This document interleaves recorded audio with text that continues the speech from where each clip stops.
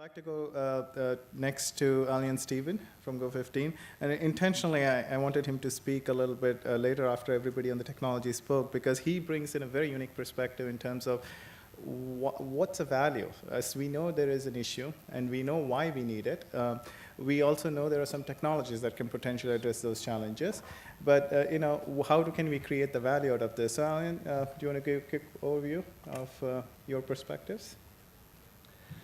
Thank you very much. Thank you for having me. First of all, I would like to reinforce what Chris just said. I've been working with Indian utilities since 1973. First, they delivered a power plant training simulator for a station of, I believe, Bardapur, and ended up my system supplier career by delivering the National Control Center and several of the regional dispatching centers. And I must say that all through my career, I've been working with extremely professional and knowledgeable individuals here in India.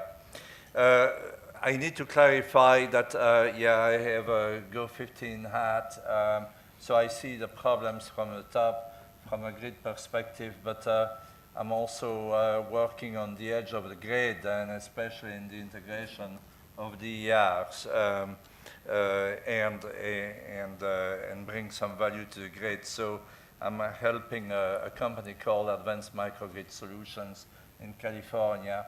I'm helping them basically to bring new solutions.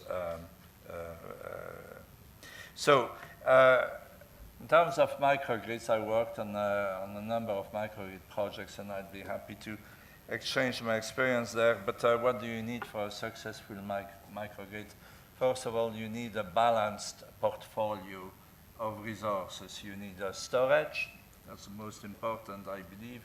You need renewable generation as much as you can handle. You need a flexible generation, and you need a flexible load, demand-side management, and things like that. But you need to make it work together.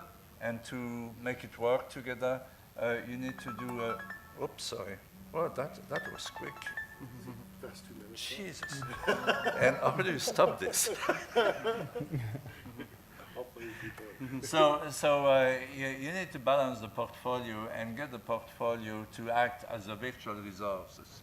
That is physically and economically co-optimized. That will, because you want to provide maximum economic benefits to the grid and to the wholesale market, but at the same time, you want to make sure that you're not exceeding thermal limits on the microgrid itself. But if you can combine the two, then you can generate the revenues that are necessary to justify the investment in the DERs. And you do that in 2 different ways.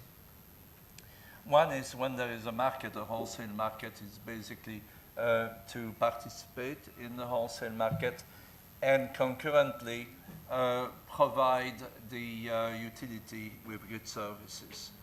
And the combination of all those, if you can stack them and stack the revenue streams, makes it economically feasible. And what do we need to that? We need to have the proper regulatory framework, and we need, when they exist, we need the right market designs, and we need also the right tariff systems from the utility perspective. And most importantly, we need people. We need people with the expertise to put all those things together, to put the system of systems together. But most importantly, we need resources, and you have plenty of them in India, power system engineers, people expert at optimization and things like that. And can talk about some work we're doing now with the DOE. We were just granted a project under the Sunshot Initiative. That's going to be very exciting, because what we're going to do is basically combine that physical and economic optimization in front and behind the meter. And And I think that can be directly extrapolated to the needs in India. I'm Wonderful. sorry if I used too much time. No, thank you. No, that's fantastic.